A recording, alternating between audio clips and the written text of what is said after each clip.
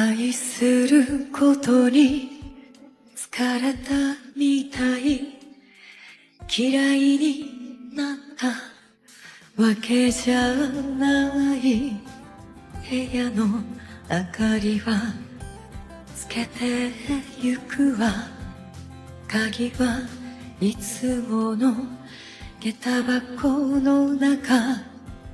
きっとあなたはいつものことと笑い飛ばすに違いない。だけど今度は本気みたい。あなたの顔もちらつかないわ。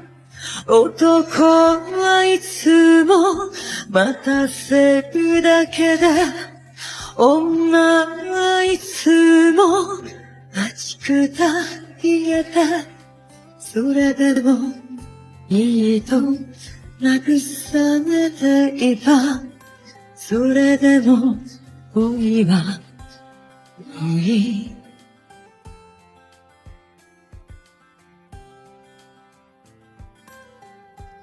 多分あなたはいつもの店で酒を飲んで管を巻いて、洗濯物は机の上に短い手紙添えておくわ。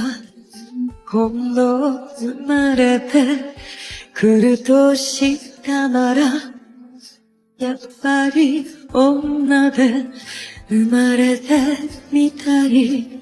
だけど二度とヘマはしない。あなたになんかつまずかないわ。男はいつも待たせるだけだ。女はいつも待ちくたびれて、それでもいいと慰めていた。それでも恋は恋。男はいつも待たせるだけで、女はいつも待ちくたびれて、それでもいいと慰めていた。それでも恋は恋。それでも恋は恋。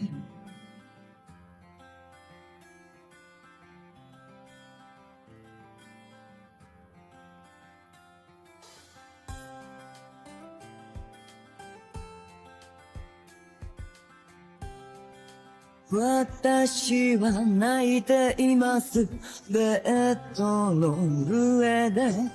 私は泣いています。ベッドの上で。あなたに会えて幸せだった。昼も夜も帰らない。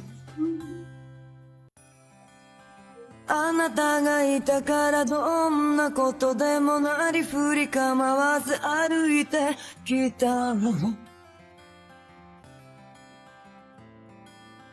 母はすべてを暦に刻んで流してきたんだろう。悲しさや苦しさはきっとあったはずなのに、運がいいとか悪いとか人は時々口にするけど、巡る暦は季節の中で漂いながら過ぎてゆく。忍ぶ忍ばず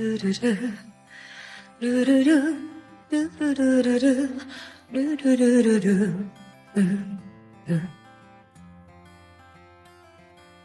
一つだけこんな私のわがまま聞いてくれるならあなたはあなたのままで変わらずにいてくださいそのままで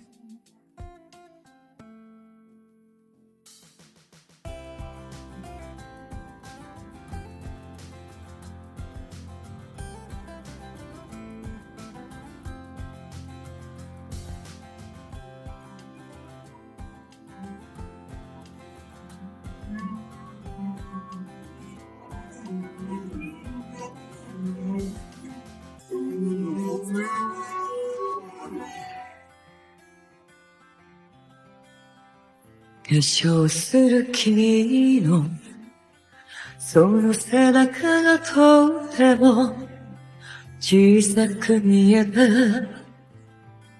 仕方ないから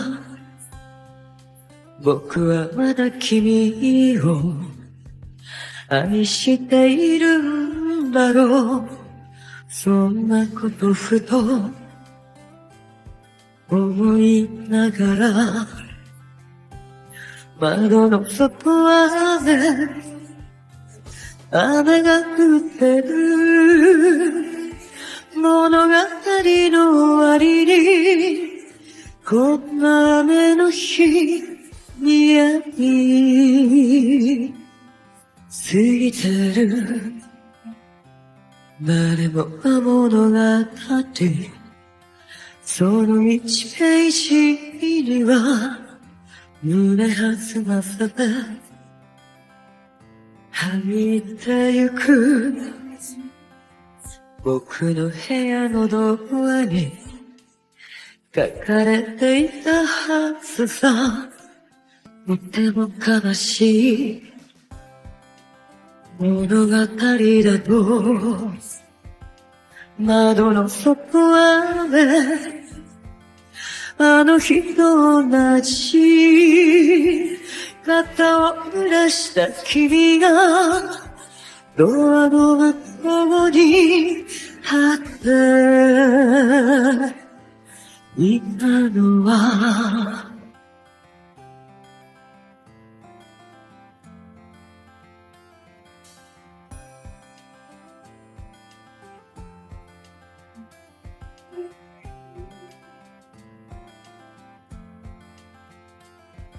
窓の外はね雨が降ってるいくつちもの雨が君の心の曇りガラスに